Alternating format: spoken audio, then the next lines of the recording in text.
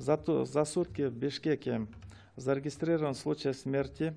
Это мужчина в возрасте 69 лет с диагнозом COVID, но при этом болезнь протекала молниеносно.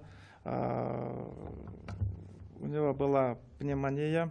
С этим диагнозом был госпитализирован в клиническую больницу номер 1, но вследствие того, что у него осложнились хронические заболевания, и болезнь быстро прогрессировала.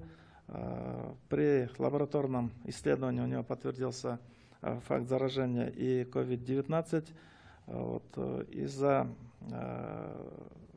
слабого эффекта от лечения его перевели в республиканскую клиническую больницу, но несмотря на проводимые мероприятия, болезнь быстро прогрессировала, и буквально вчера ночью он умер от осложнений, несмотря на проводимое лечение.